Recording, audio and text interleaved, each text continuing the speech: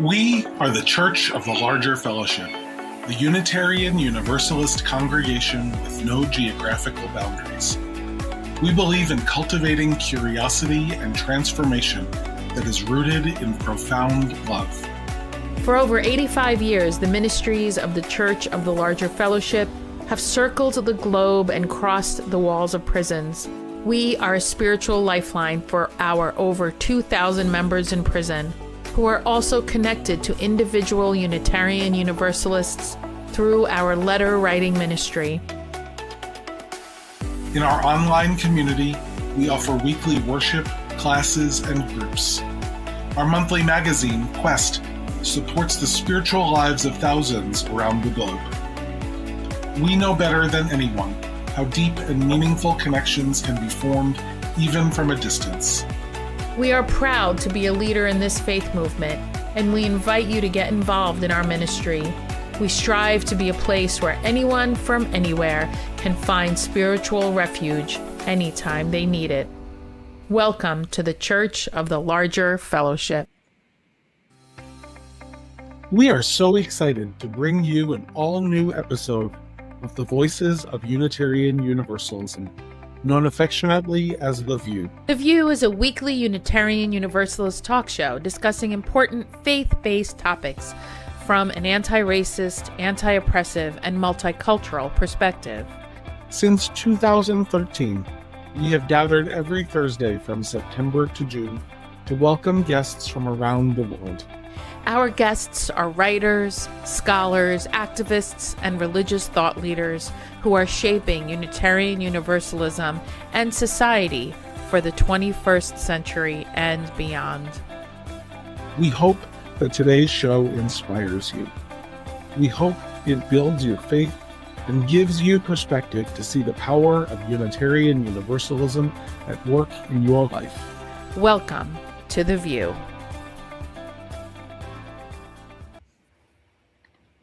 Hello, all of our lovely beloveds out in this global community of The View.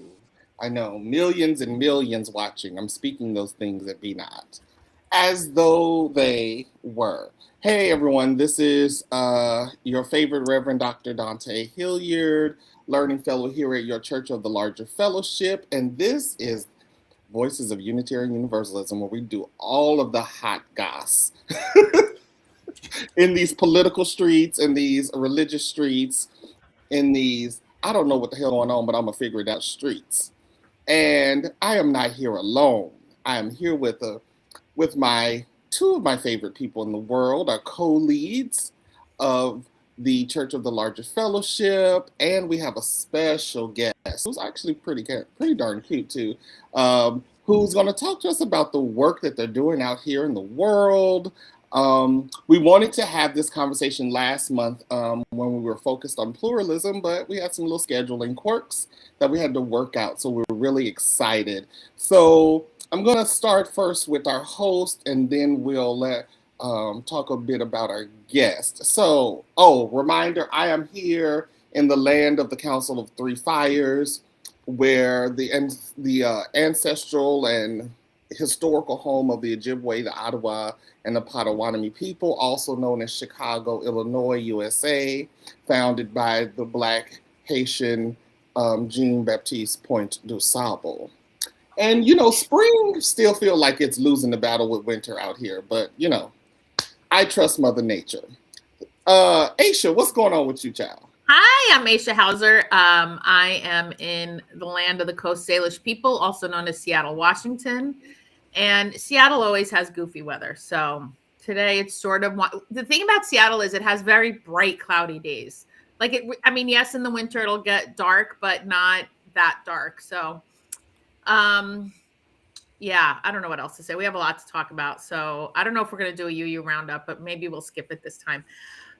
I have the honor of being the co-lead with one of my favorite people, Reverend Dr. Michael. How are you? Where are you? Doing okay this morning. I think my body is on the East Coast, though I've spent the last 4 days in San Diego.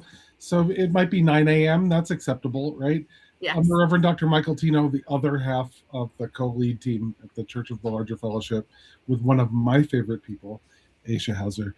I'm coming to you from the land of the Kichwawan, Wappinger, and Munsee Lenape peoples, known today as Peekskill, New York, about 35 miles north of New York City, um, in the United States. And spring is winning.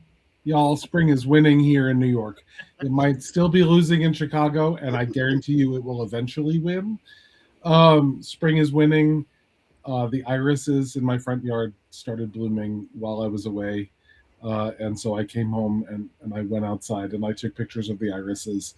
For those of you who are my friend on Facebook, you will see pictures of the flowers in my garden, because I have chosen to, I have a personal thing against lawns.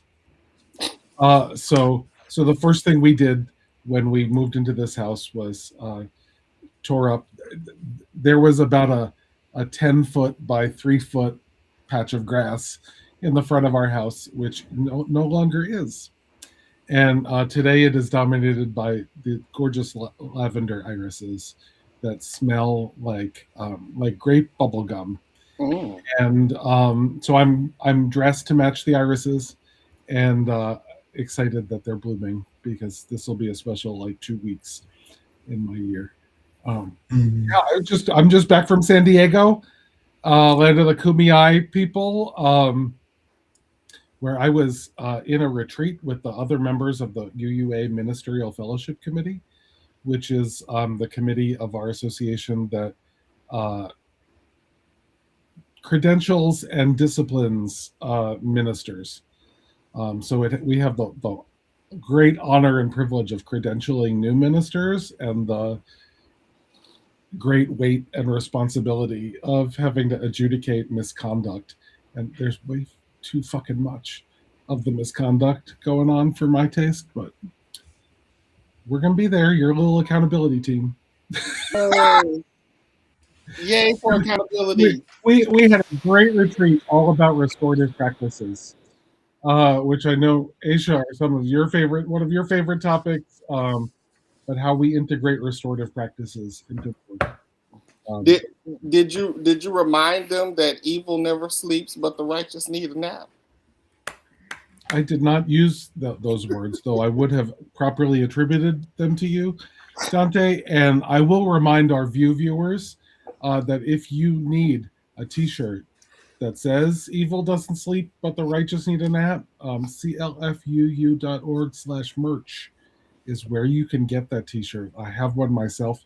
It is a similarly bright shade, but it is like cantaloupe colored, but just as bright. And had I worn it today, Dante and I probably would have blown out the screens of most of our viewers with the brightness. So I'll wear mine next week. Okay. And so we have a wonderful guest with us here today. We have Brent Saccucci, who is also I'm not sure if they're a member of the CLF yet or just a visitor, but we'll let them tell us that when we get to it. Brent invited me to participate in a project they were working on, and we had this really lovely conversation. And so when we were thinking about our shows around pluralism for last month, I was like, I think we should ask Brent to come in. So we're so glad that we got a chance to get him here. Brent is a faculty member at the University of Lethbridge, which is in Canada, Lethbridge, where he teaches ethics, gender and sexuality, and religious education. He's currently leading several projects around pluralism and bridging dialogue between religious and queer and trans communities. So welcome, Brent. Let's start with you and CLF. Where does that story begin for you? Yes, great intro, great questions. I feel like I'm on one of those podcasts where I'm the hidden guest and they don't reveal. They're like, it's Nicole Kidman, and I come out in a gorgeous new wig, which I wish I was doing. But okay, listen, for people who are just engaging with the audio podcast, you might as well be in a gorgeous new wig. So you're right. In fact, This is my new wig. It's perfect. I actually used to do drag. Her name was Serotonin, like the neurotransmitter. Yeah. But it takes a lot for this to go into drag for such little money that I was like, we're going to need to start. It's a lot of work, Brent. I did too, but it's a lot. I love good drag performance, but my God, it's a lot of work. It's a lot of work. And I don't have knees to be doing that. Like I stretch before bed now, right? Like I send a prayer if I'm going on a run. So it's my old age. But that's all to say that I have been in and out of religious communities for many years, and primarily through Christian communities, and came to Buddhism in my 20s. And, I was kind of at this point as I got into my 30s that I wanted to seek a spiritual community. And I have done a lot of work and research. And I did a couple of masters and my doctorate looking at how communities, specifically religious communities, are harmful against queer and trans people. And that absorbed a large portion of my life. And I wanted to take this switch to queer joy that I saw tectonically taking over, kind of like Canada for sure, but led by many people that were interested in a purpose and a mission that was about love. And once I saw that Unitarian Universalism shared that, I was like, I'm going to check out this Zoom. And I am a member. Did I have to sign up? Did I have to pay something? Okay, I am a member. We do not require financial contributions, though we encourage them. I do. I said on the first time due monthly. It's the same reason that Apple bills me $4.99 a month, and I don't really know what it's about, but I can't imagine following through with the contact us form. So I'm like, yes, I know that I pay monthly to you because I'm like an easy, hey, do you want to set up a monthly payment? I'm like, I don't feel that emotionally, so I'll give it up anytime. So I came into the CLF, incredible space, the best Zoom I've ever been to. I can say that with confidence. Best Zoom I've ever been to. Take what you will. So it's been an incredible 6 months. Now, is it true your first interaction with us was on the beginning of the year when me and Aisha were talking about heated rivalry? Yes. So what was that like to just I'm gonna go into this religious space and then me and Aisha are talking about vampiric sexual energy? Mm-hmm. Right. Which actually is not super off-brand for me, coming from a background in queer theology or queer theory. Mm-hmm. I already had the prerequisite thinking about God as sexual and the hand under God's skirt, all of those things of sacred sexuality. So it was that first 10 minutes that I was like, I'm a lock in. I don't need much more than this. I take off the AirPods and my husband can hear from the other room. And then we played Rihanna. I remember that one. And I was like, this is my spot. It felt so right with what I knew around queer theology and liberation theology that I have never seen, honestly, a faith community live out the values that earnestly, other than the CLF. And I also want to say a note about why our Zooms are so good. I think what the CLF has always done well, maybe not always, but after the kinks worked out. That was good. The kinks are still here. Yeah.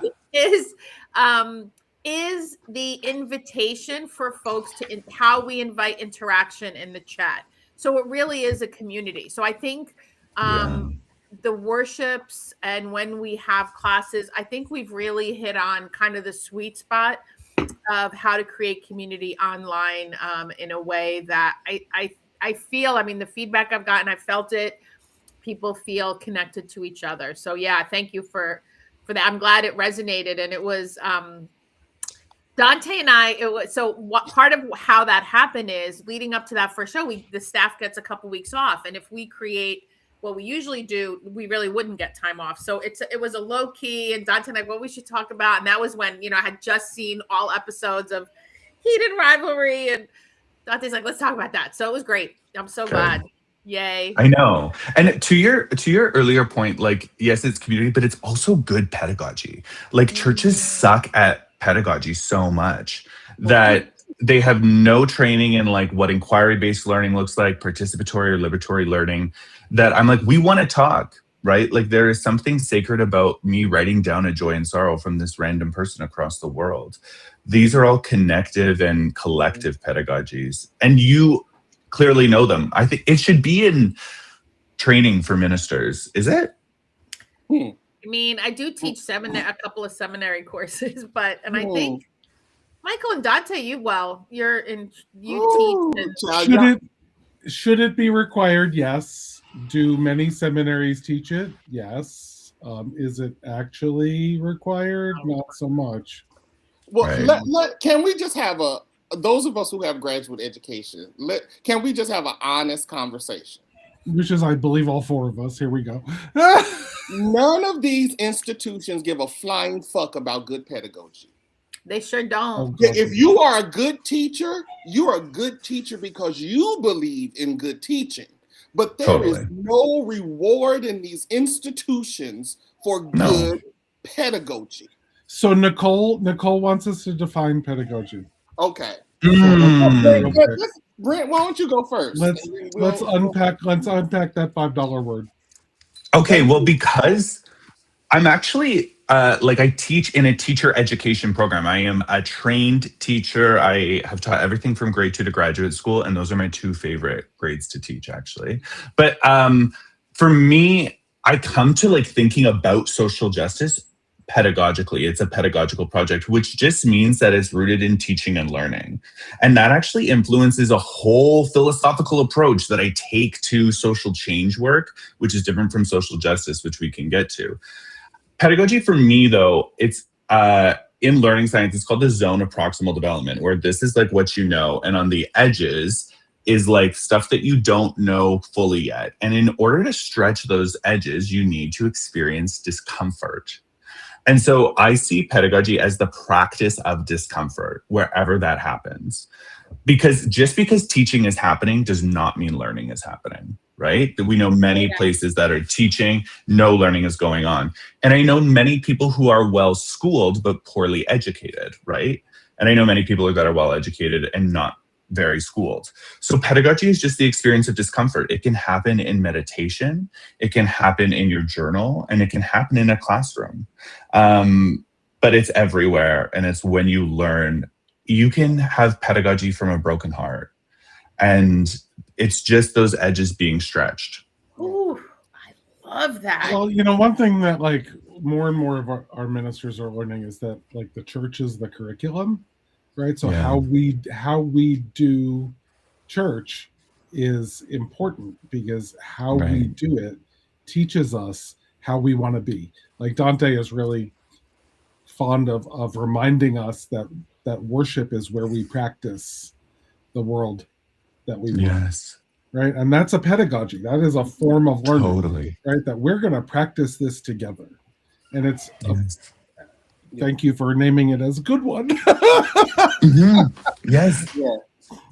It takes a lot. I also think about pedagogy as a spiritual discipline.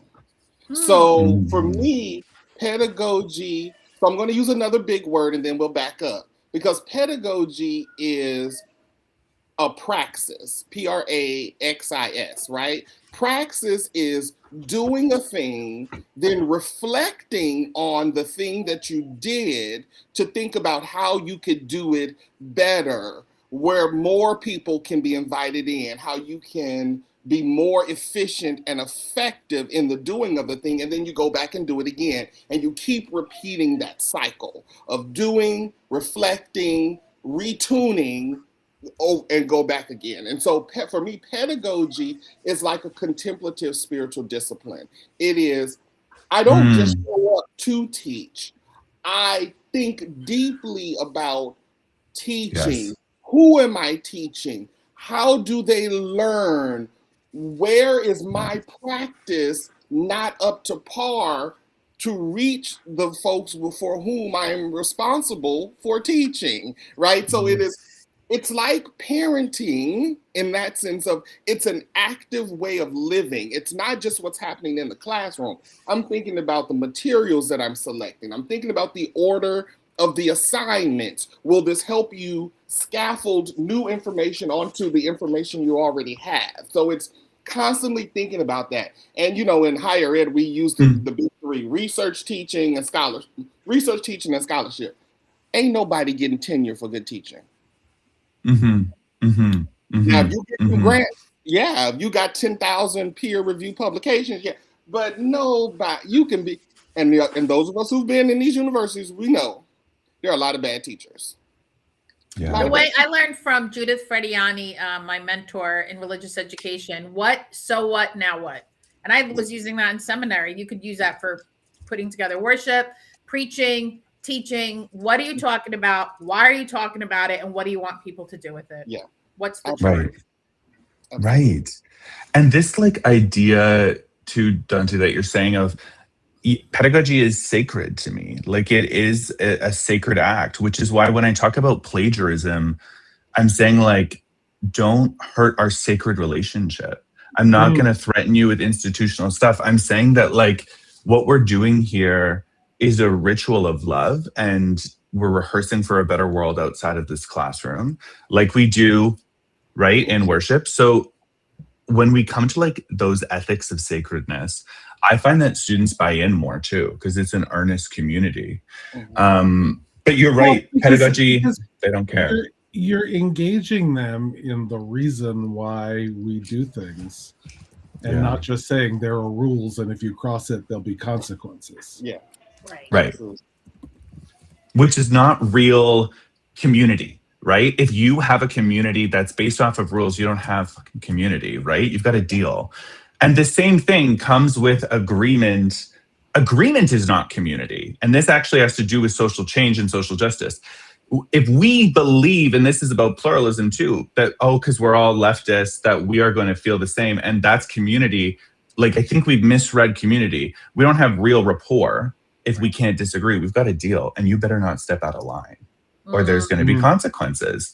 And so social justice as a movement it's a moral system, which is fine. There's lots of moral systems. It defines what is good and what is bad, and there's clear good and bad, and there's merit in that.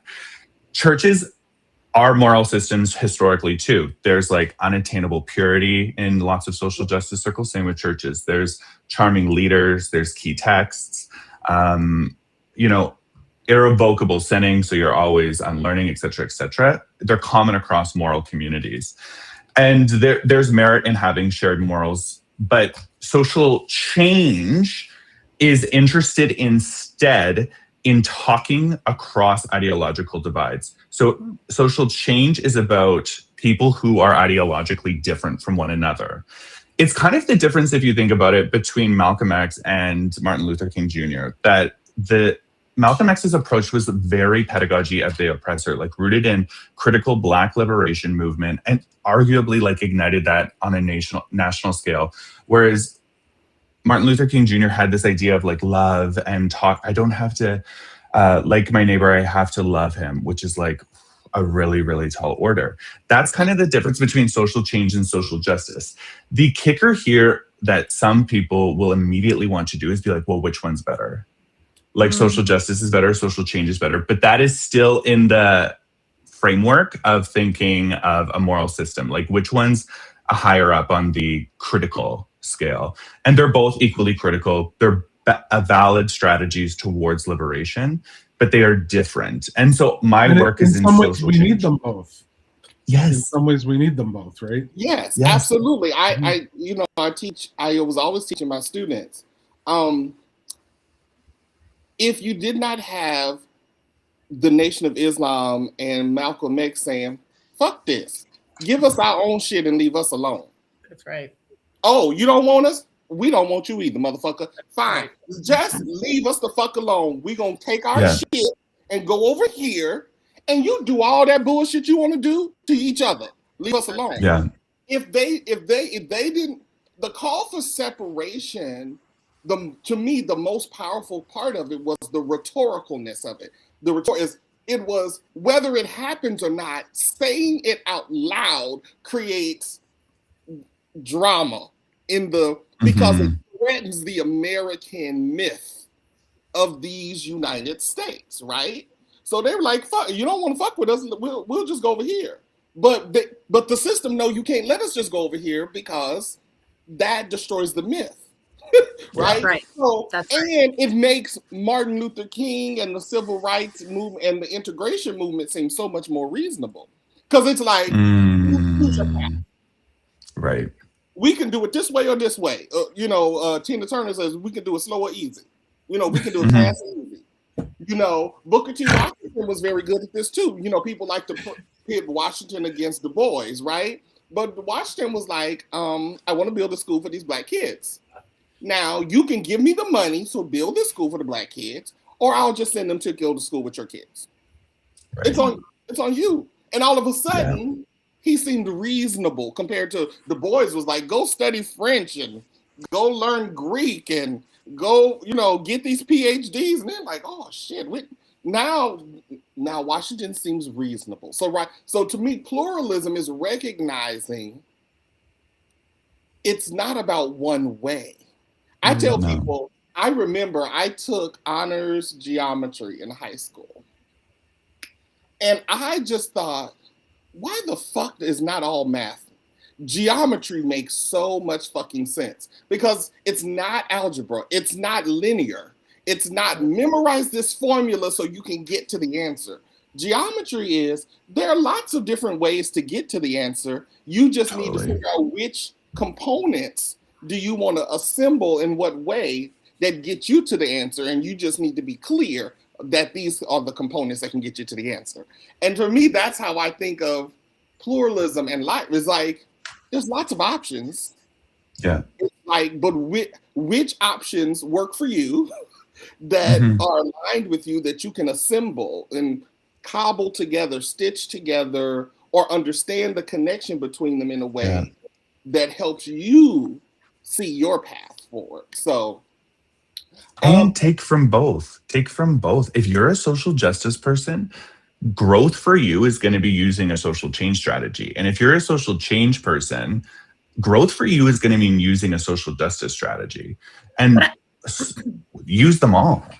But here's my issue with social justice. I'm obviously, but the premise for justice is who gets to decide what's justice, right? The oppressed. No one has gone to jail as a result of the fucking Epstein files. No one, right? So but even though now in maybe most now states marijuana is legal, how many Black and brown people are in jail for the rest of their fucking lives because of the 3 strikes you're outlaw? So social change, I mean, it's not even about which is better. I didn't even think of it till you said it, but I'm like, actually, obviously social change is better, but only because justice is in the hands of the oppressor. And that's always, and especially now that we are, on this initiative to have our faith learn about abolition, have an abolitionist worldview. And the abolitionist worldview talks about caring for each other, centering. No, we don't cage people, but in order for us not to get to a point of even wanting to cage people, we are creating a society that centers care. And part of what freaks out white supremacy and patriarchy about Malcolm X saying, leave us the fuck alone, and Washington, is that not wanting to be part of the hierarchy, not wanting what is deemed dominant culture is better, is what it does disrupt the system, Dante, to your point. But that's my issue with justice, is that it is always 100% of the time in the hands of the oppressor, and change is much more egalitarian. You're able to enact that. So Aisha, my love, my peaches to my herb, I disagree. Okay, that's why we love you. I have a love affair that goes back years. We do. I disagree because I think the empire wants us to believe that justice is always in their hands. But it is. Well, hold on, just follow me. If we accept that the empire decides what justice is for us, then we are powerless. But when we understand that justice is what we call in and what we live, whether it's in worship, in the classroom, in my family, in my relationships. When we orient to the, again, because there's levels, right? And if the universe is fractal, and if what we do on a small scale creates ripples throughout the system, then what I do with you all at work, what I do in school, what I do in my community, those things matter. And we all, well, what's the phrase we say? All politics is local. If none of us voted in fucking national elections, but we only focused on our local elections in our municipality, in our city, and in our state, our nations would still be better. Oh yeah, 100%. Yeah. It's so the answer is like a both and. Like it's actually a colonial logic to be like it has to be either or. Like pluralism lives in a messy both and. It's like, I think for me the pedagogy changes though when I am using pedagogy of the oppressed versus pedagogy of the oppressor. And that distinction becomes clear because you should differentiate for your learners. We know that. That's good teaching. But it happened, there's this like queer and trans kids camp in Canada called Camp Firefly. And at the end of the camp, it's so beautiful. The kids like try on new clothes and they get to try on new pronouns and even names. And it's like a beautiful 4 days. And at the end of the 4 days, I'm like getting this kid onto a bus. And this trans girl, and she's like taking off the clothes, giving them back to me in a Safeway bag. And I'm like, oh, no. Like, you keep it. It's yours. Like, we've empowered you these 4 days, given you liberation strategies. She's like, no. I don't know if you understand. I'm going back to rural fucking Alberta. This isn't going to fly there. Those boys are going to rip me apart in grade 10 next year. This has been an awesome 4 days, but like, we'll see you next year. And so like how many zine making workshops can I do with trans and two-spirit youth until I engage with the pedagogy of those boys and of those oppressed communities? And that was my shift, was being like, it doesn't matter how many empowered, marginalized communities I get that are like, yeah, we deserve justice. They know that. I need to work with boys, with young men, with straight people, with Christians in order. And you have to do that gently. And that is it's a huge shift in my pedagogical posture between like, here's the bar, get there. They're like, guess what? I'm not going to fucking listen to you, or I'll just perform EDI for you when you're around. True pedagogy of the oppressor is like, oh, tell me about why you think about that gender norm. That's unique. Where'd that come from? And it taps into a spiritual wisdom I never knew I had. Yeah. In my facilitation, where I called it get your cousins. So, you know, my whole entire career has been DEI basically. And, you know, I do my workshops and I said to my white people, I was like, I need you to understand, racism is not mine to fix. White supremacy is not mine, it's yours. Y'all made this mess.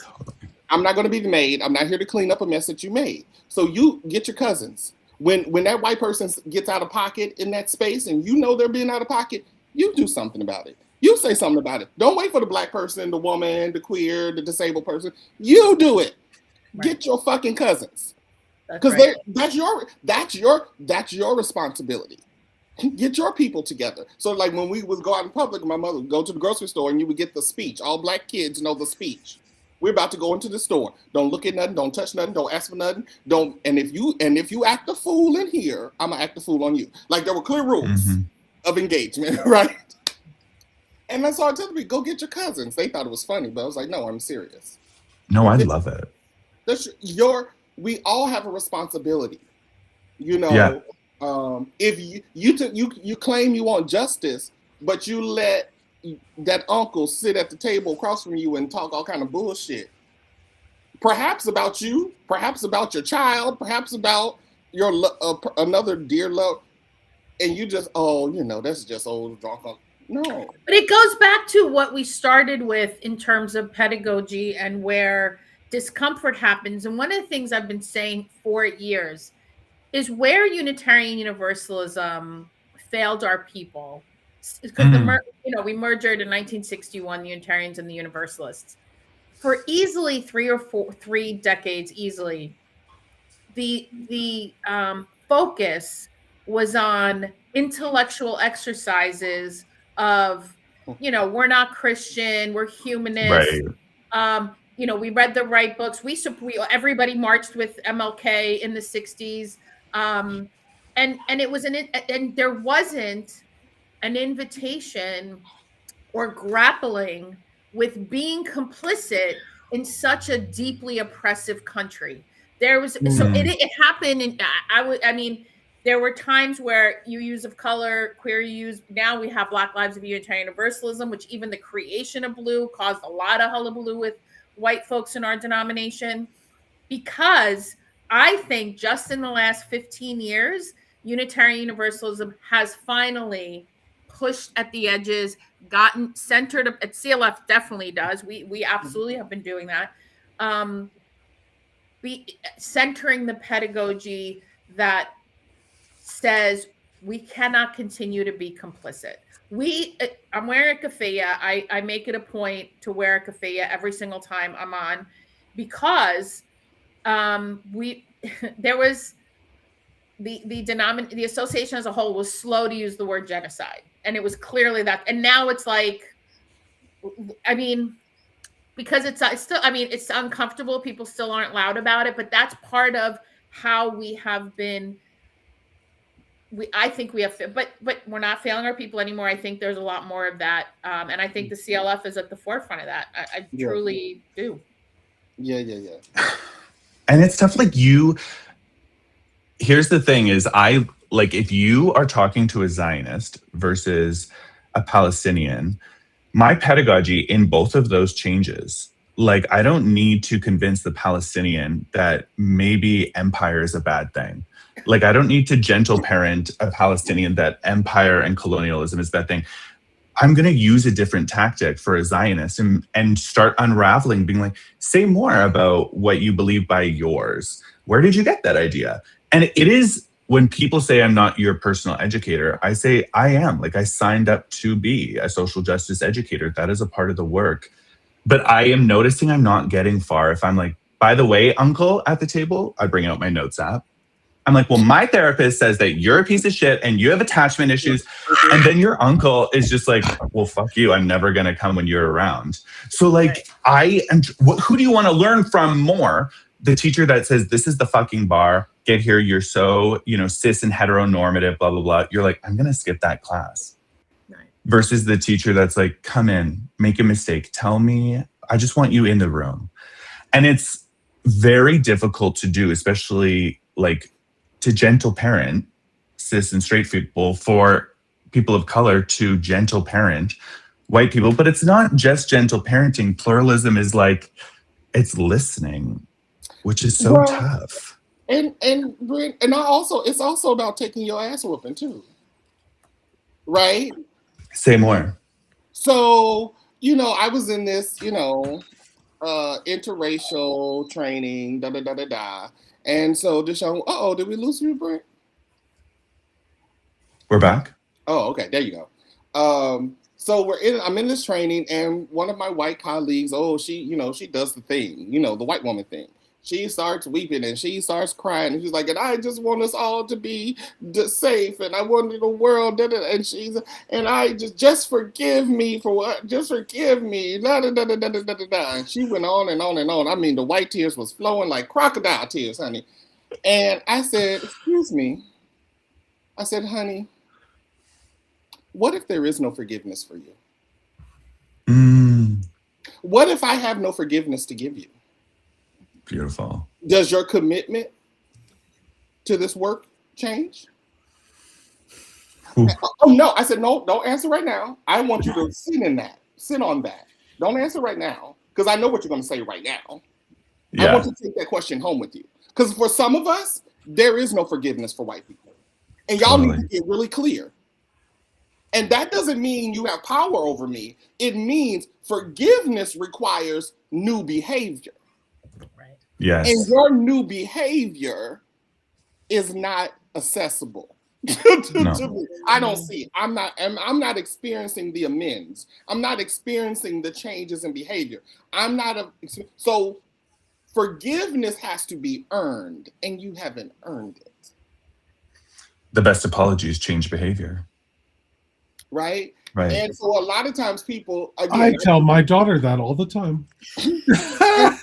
But I do blame Christians for this, for what I call cheap forgiveness, right? Oh, you can, we teach this whole theology. You can live the most deplorable life, and 3 seconds before the Grim Reaper snatches you up out of this motherfucker, you be like, Lord Jesus, forgive me for all my wrongs. Boom, and it's all wiped out. What kind of fucking justice accountability system is this? Yeah. You imagine a scripture in which God said, well, prove it. prove that you've changed, and I'll accept your apology. Prove it. Here's a chance. Prove it. And when I came into Unitarian Universalism, I came because I told everyone I came because of Blue. If Blue wasn't over here, I would have never came. I've known about the UUs since the 80s. And I was like, they too white. They too white. I can't do it. I came because of Blue. Through CLF is how I learned about Blue, through the View. But I've come to an understanding that, a lot of my colleagues talk about universal salvation. But as a descendant of the first American commodity, I got questions about universal salvation. But what I do believe in is universal worthiness. I believe in universal possibilities of transformation. But I don't think you can divorce yourself from your karma. Yeah, me neither. That's a long Buddhist teaching too, that it's like you can't toss up one of those bad boys at the last minute and be like, hey God, let's fix it. I struggle with this. I'm gonna be honest, I can't love everyone. Like, I know it's the heartbeat of our religion. Yeah. Not they love or whatever, unconditional goodwill for all humankind. And I struggled with this when I came to Unitarian Universalism. When love was at the center, I was like, everyone? But so to me, it's okay for that to be the ideal. Yeah. As long as we understand that we're not any of us going to be able to get there. Not even all of us. None of us are going to get there because people do shit that makes them impossible for others to love. Yes. Even though it's okay. I don't have to forgive anyone.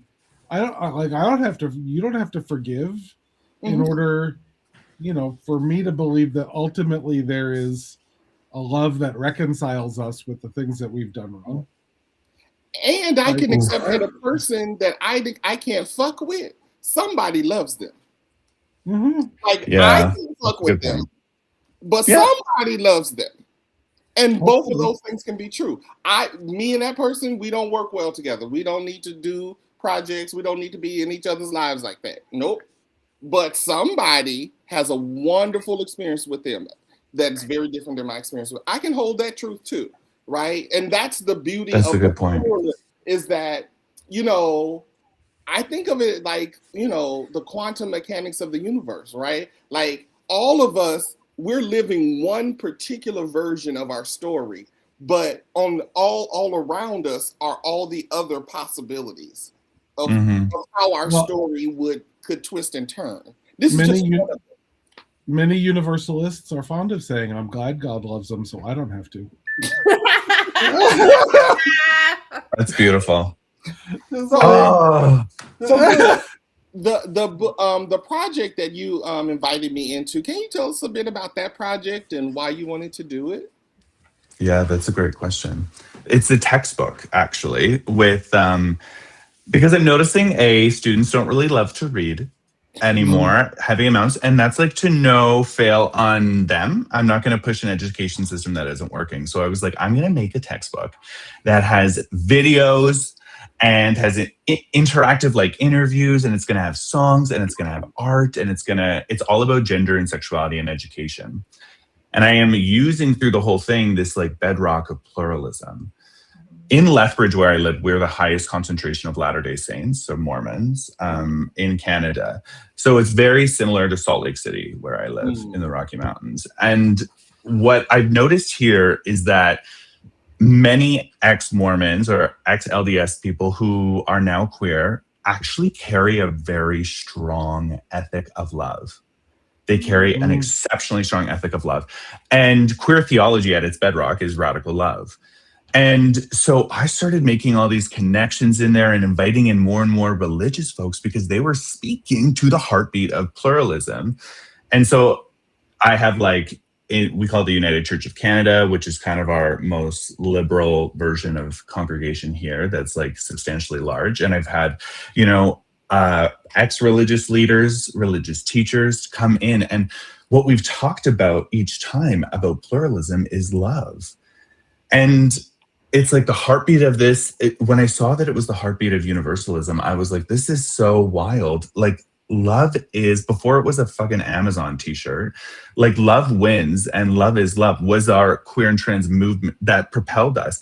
I mean, Christianity at its core is supposed to be a campaign for love. All of these religions are. And so love felt like the common denominator to pluralism. And that's why I was like, I need you, Dante, to come in and speak to these teachers, people who will be teachers. And this textbook is going to be open access because you should never pay $1 for your education. You have a right to it.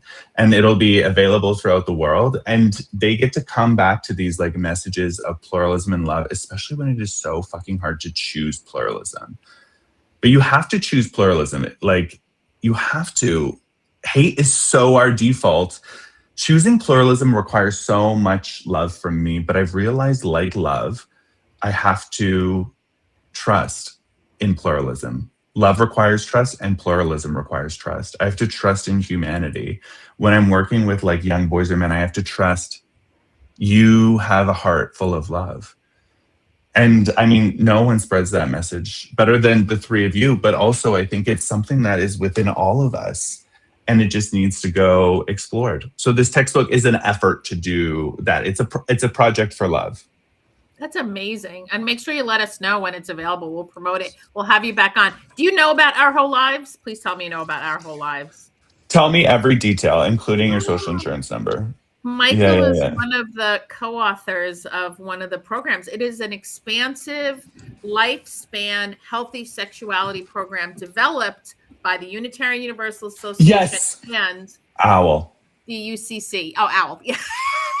OWL. I just wanted to make sure that was included. I think pluralism is, so I grew up strict Muslim. So I grew up, everybody who wasn't Muslim was going to hell. And then I married a Jewish man, as one does. So my mother. Natural progression. My mother disowned me for 20 years. So where I landed with pluralism, because that's how and why I wanted to be part of Unitarian Universalism. Nobody should ever be told they are hated by God. Like, if you believe in a deity, no one should be told that deity hates you. It is the dismantling of supremacy thinking. Yeah. The problem with why people have struggled with pluralism, there's a need, where religion, most religions, especially the Abrahamic faiths, I feel like they're kind of worse than most, but I'm being judgmental, I hear myself, is this idea, the belonging comes into buying in the idea of supremacy. The Mormons think they're supreme, the Muslims, the Zionists, because I don't think most Jewish people actually think that at all. I was part of a Jewish family for 30 years. Well said. And Christianity, which has gone amok in many different factions.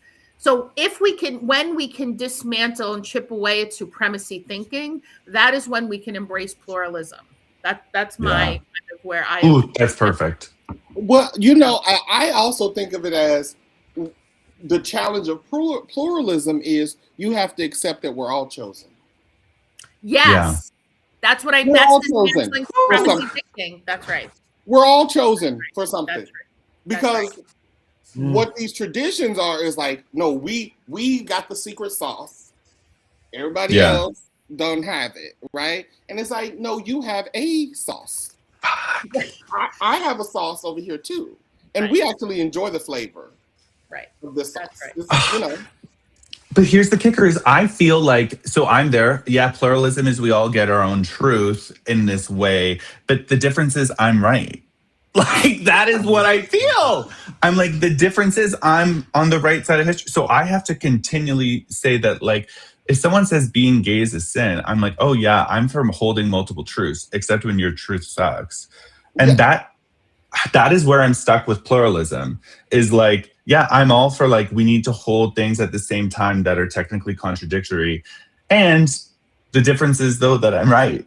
And they think they're right. I'm like, they need to see the light. And they're like, he needs to see the light. And we're like that Spider-Man meme where we're all pointing at each other. Right. Right. But see, for me, I don't get stuck there because my non-negotiable is universal worthiness.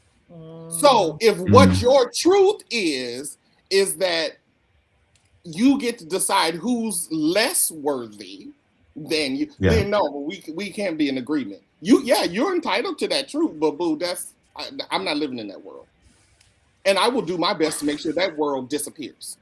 because that's my non-negotiable. We're all universally worthy. Yeah. Do you still engage with that person? Well, I have to tell you. So I have a rule. Honest. So like if I'm talking to someone and I'm thinking we're having a reasonable, intelligent conversation about race and then they start talking about black on black crime or reverse racism, I'm done with the conversation. I just leave that.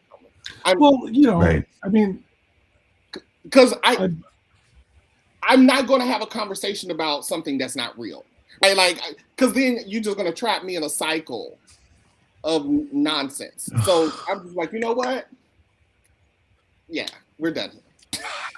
Well, and you bring up like, oh, being gay is a sin, right? Okay, we understand that those folks are wrong, right?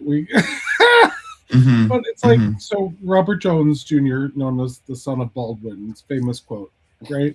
We can disagree and still love each other unless your disagreement is rooted in my oppression and denial of my humanity and right to exist, right? It's like we can disagree and love each other, but the minute you say you're less than because of who you are, like, okay, sorry, you're fucked up. Yeah. Then how do they learn? Like, this is the thing, is I would give up on those boys. And then I noticed like they never. I am not saying we need to give up on any.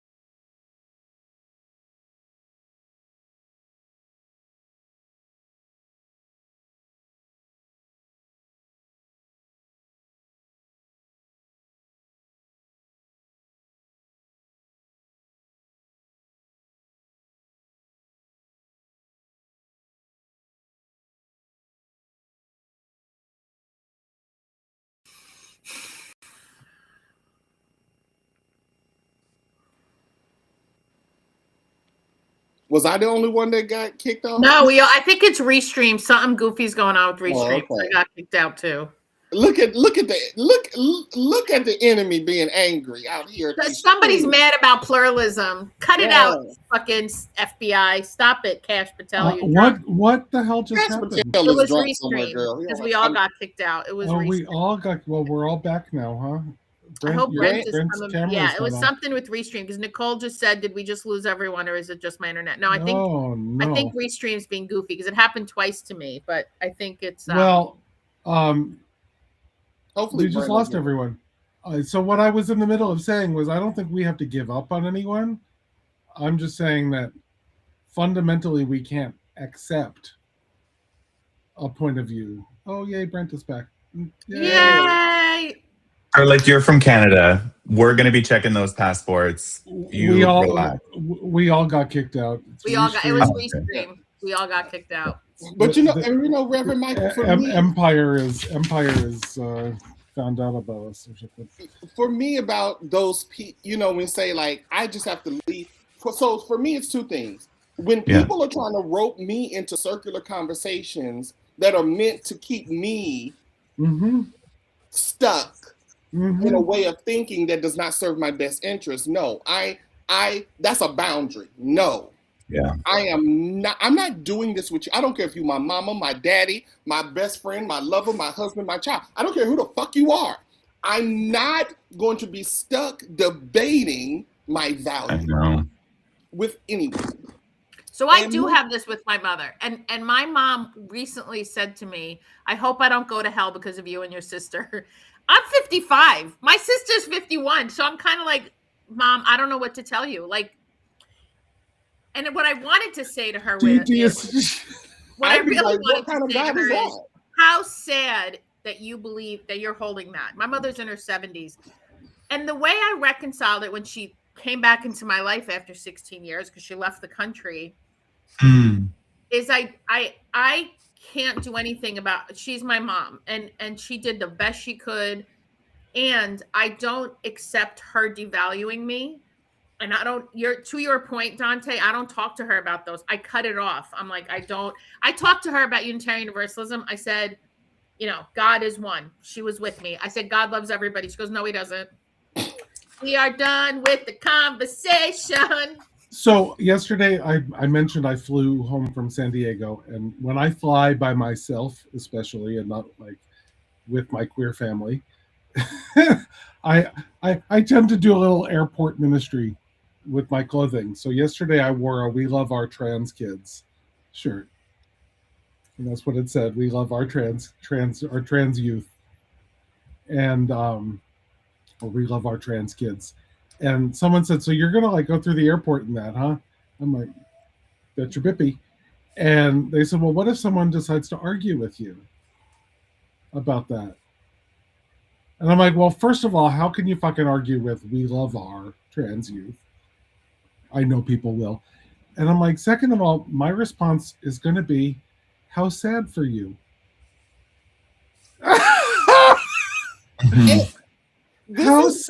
How sad for you that you can't love our trans youth. How sad. That is just sad for you. Yeah.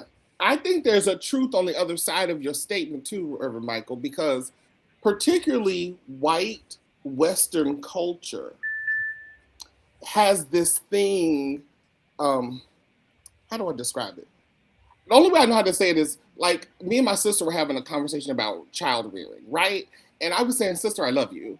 But you're always sticking a pillow between your children's head and the brick wall.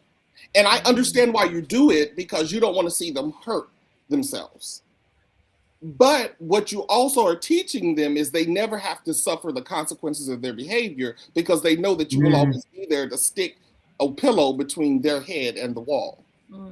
So that means they're never going to correct. So my thing is, when people, whoever they are trying to get me into this debating my worth kind of situation, I will just extract myself, and I don't feel any kind of way, because you need to sit in that shit. Even if it is that motherfucker just walked away. I absolutely did. That's right. And because energy, we're talking, I'm not holding that energy. You're trying to project some shit on you hold that shit. That's right. I don't want it. So you go sit with that. You mull it over, and maybe, because guess nobody on this screen has gotten to where we are right now without sitting somewhere balled up in a fucking fetal position. Woo! Calling on all the powers that we know, some that we don't even know yet, or not sure we even believe in, but like, help me. Help me love myself better. Help me grow. Help me forgive myself. Help me be the best version of myself. Yes, I feel like motherfuckers are really out to get me. I'm not, it's not paranoia. And I still got to keep moving. How do I do this? Help me. That's pedagogy. That failure is, as Adrian Brown said, never a failure, only a lesson. And we keep trying to protect motherfuckers from the lessons they need to learn from their failure. 100%. This is so it. And like, I can't learn from my failure unless I feel, well, psychologically safe, but I'm not there to maybe make the fail, because then it's still, you're not going to learn if I'm a pillow between you and the brick wall. This is why I'm so torn now, is because if a student says, I don't come to your class because it's too woke or like you make me feel like shit, do I lose that student by saying like, I'm torn with this, Dante. Like, what do you think? I want to be that comfort, but I want them to learn from failure and that I'm going to be there. So, okay, I know our time is nigh, but I will say this, as a teacher who had to deal with this, and I had a I would have at least one white student in my Black Studies classes who would come to me in the middle of the semester, and I would have at least one Black student, and they would pretty much say the same thing. I don't think I can keep taking this class because when I come to this class, I feel things. I feel anger. So to my Black students, I would say, yes, you do. And anger is a pretty wise response to oppression. A little like, absolutely. Yes. I said, now you can't live in that, but we have to be okay with let people with their affect, sit in their fucking feelings, no matter what it is, grief, anger, sadness. Yes. We keep trying to protect people. And I would say, so they were like, I'm gonna drop your class because when I come in here, I say, well, that's a choice you can make.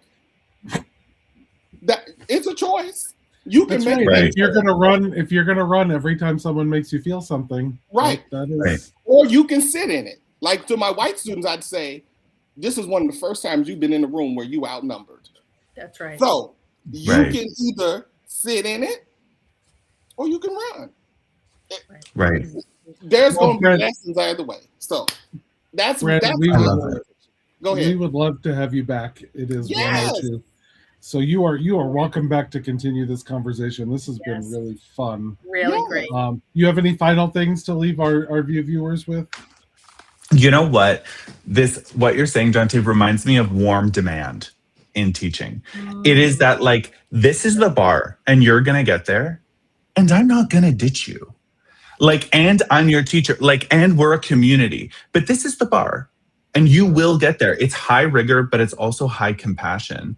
And it might not be love just yet, but like you started off saying, that is our ideal. And I think each day that I choose to get to that ideal, I sit more in the messiness of this human experience. And we're not going to hack it in this 1 hour. But what we have done is like have a hard conversation. And that is what I think is the heartbeat of pluralism. So thank you. Yeah. Thank you, one of the things we learned this week is it is possible to have both high accountability and high support. Yeah. It is possible to have both of those be high. Yeah. And that's when the real generative stuff happens. So thank you so much. Thank you. Please come back. Yes. I will. Love ya. Thank you. Mwah. Thank you. We love having you here. Thank you to all of our viewers who came back after the tech gremlins tried to shut us down, but it's okay. We'll stick around. Join us around for after the outro video, okay? Okay. Take care, everyone. Bless you. Thank you for joining us. Special thanks to everyone who gives generously to this ministry. It is because of you that this ministry is possible. Visit clfuu.org/give to make a contribution. We hope you will join us next week for another episode